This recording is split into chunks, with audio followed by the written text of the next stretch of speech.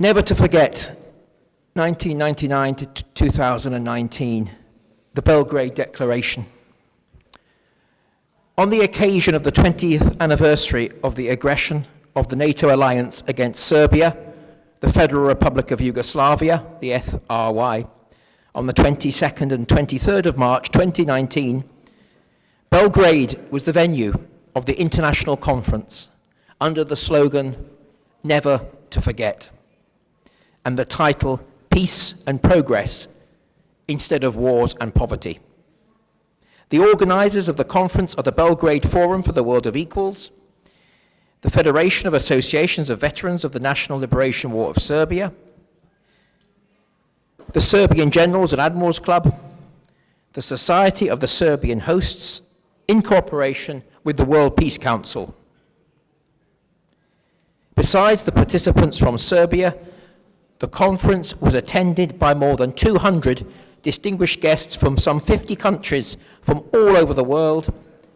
whom the organizers welcomed and expressed sincerest gratitude for their solidarity, support, and huge humanitarian relief during one of the most challenging periods in the recent history of Serbia and the Serbian nation.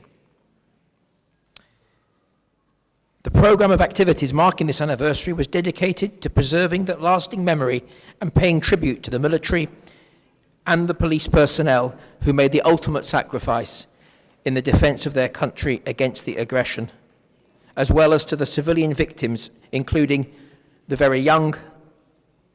the very old, and the ailing victims killed during the 78-day aggression by NATO.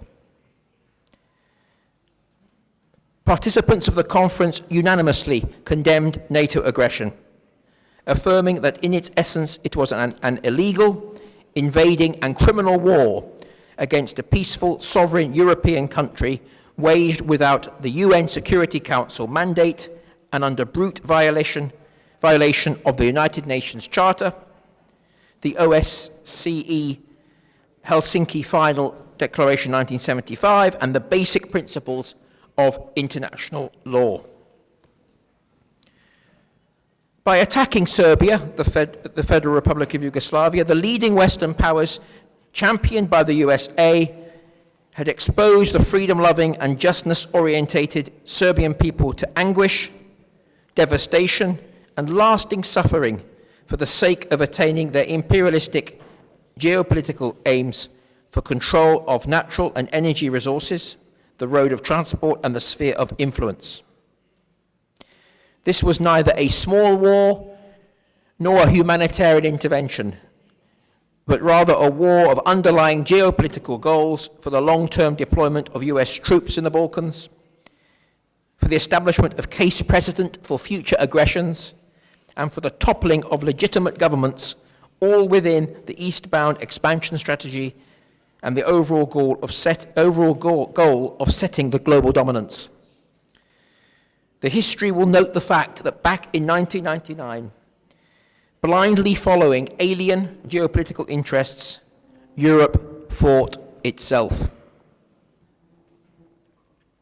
The Europe of today is even more fragmented and volatile.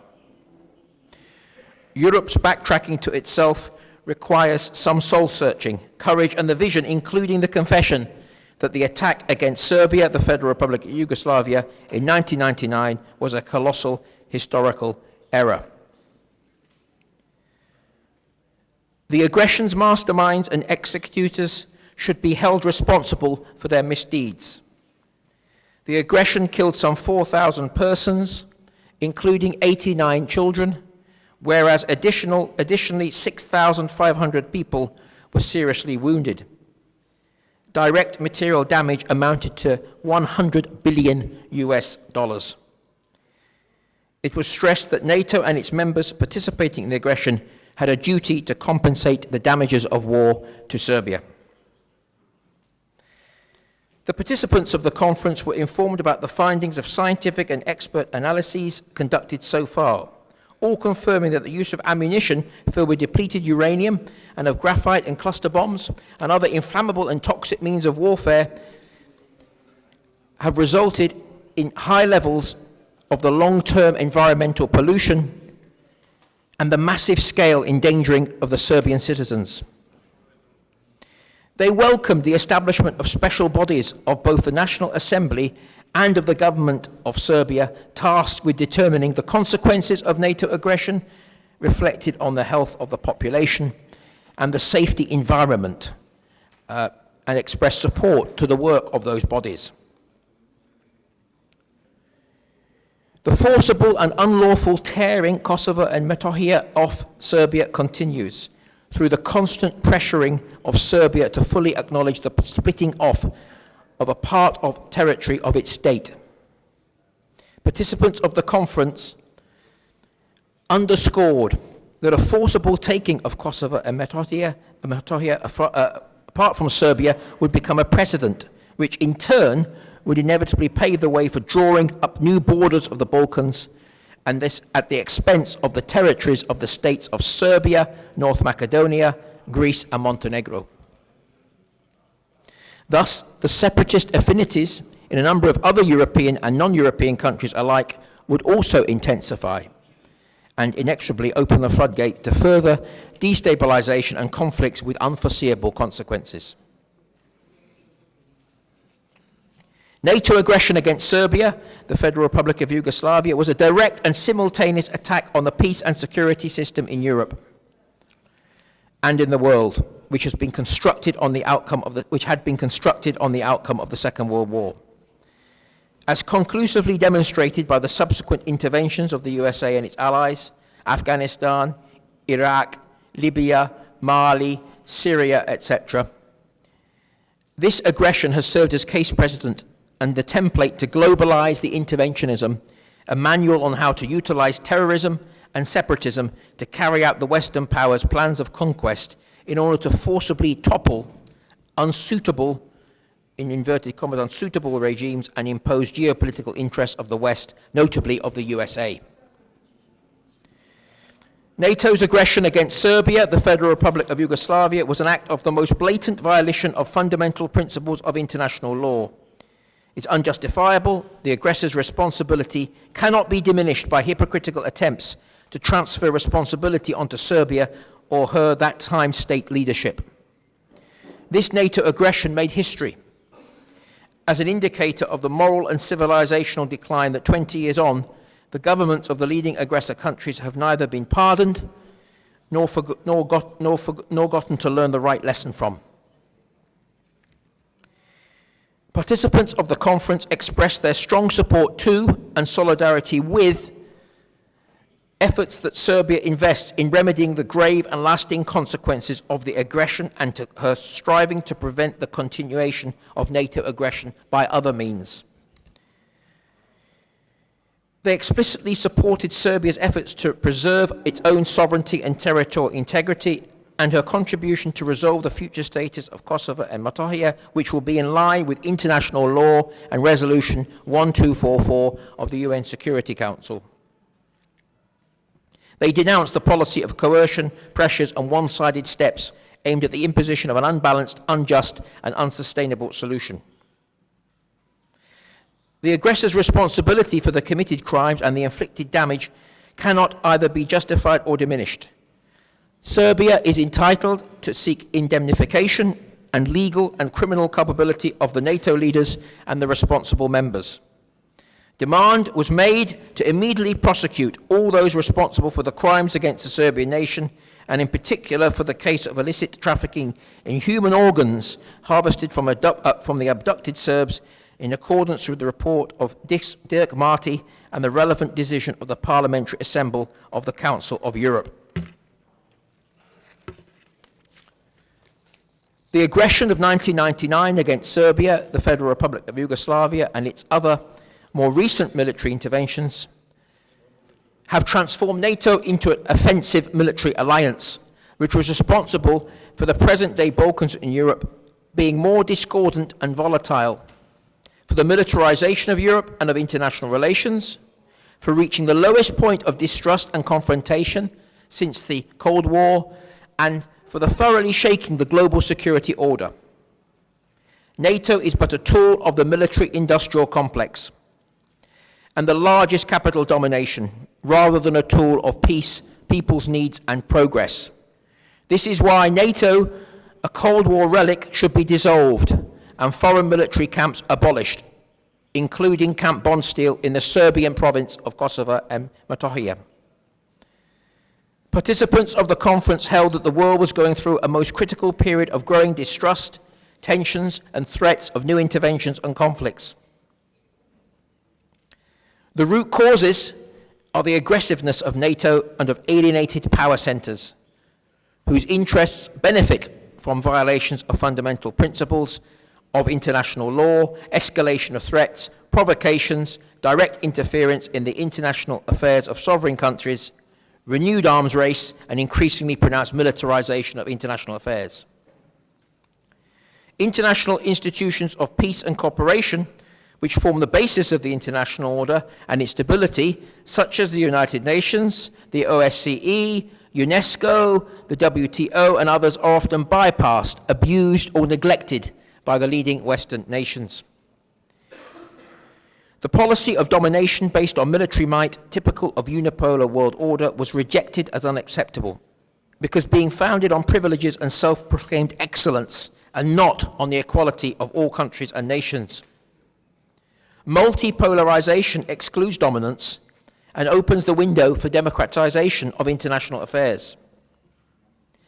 The conference sent an appeal to all peaceful forces in the world to join forces in the struggle for the observance of the international law as based on the UN Charter, and for the reinforced role of the United Nations and other universal international organizations. Participants of the conference unanimously demanded to urgently put an end to a new arms race and violation of relevant international agreements, and to redirect the funds from the military budgets into the domains of economic development, improving the quality of people's lives and eliminating the disheartening developmental and social divergences in the world. It was held that the imperialism system, with its insatiable greed for someone else's wealth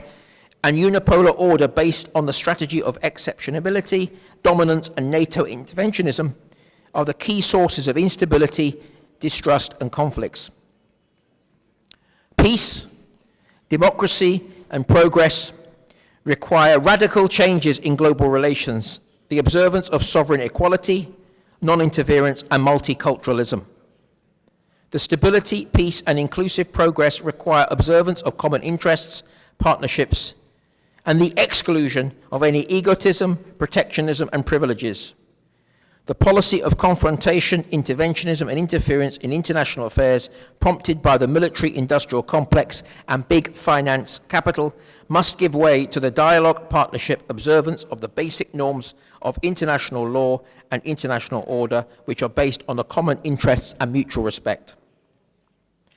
A statement was made by a conference that the imperialistic system, with its inherent insatiable greediness for other nations' riches, and the unipolar world based on the strategy of exceptionalism and dominance and NATO interventionism, are the key sources of instability, distrust, and conflicts. Peace, democracy, and progress require radically changed global relations, the observance of sovereign equality, non-interference, and multiculturalism. Stability, peace, and inclusive progress require observance of common interests, partnership, and exclusion of any egotism, protectionism, and privileges.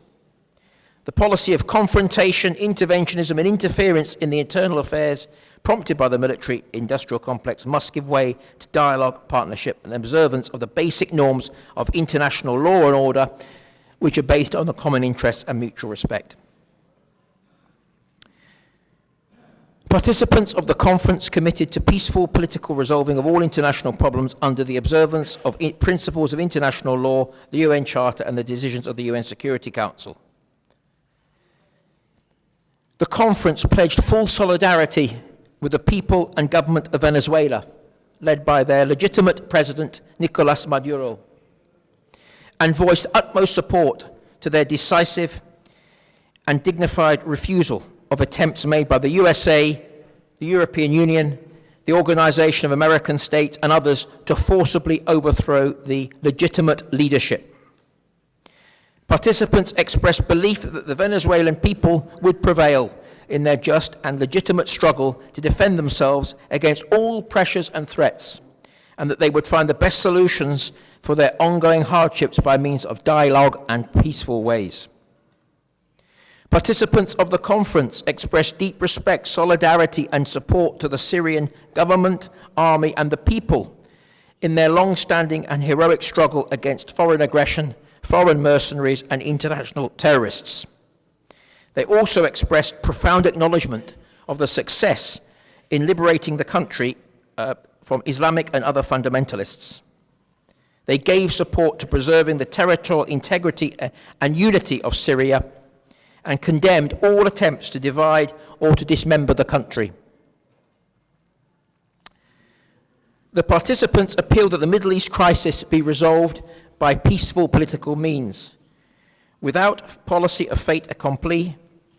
respecting the inalienable rights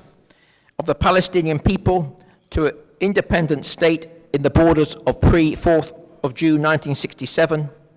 with East Jerusalem as its capital, and the right for free and safe return of all Palestinian refugees in accordance to the UN Resolution 194.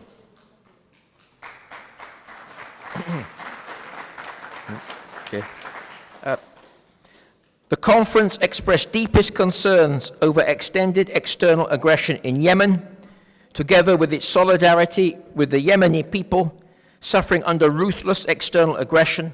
by the military coalition led by Saudi Arabia and supported by certain Western powers. An appeal was made to immediately stop this external aggression and to observe freedoms and rights to the Yemeni people to make its own decisions regarding its own destiny. Ladies and gentlemen, I give you the declaration from Belgrade, 23rd of March, 2019. Thank you.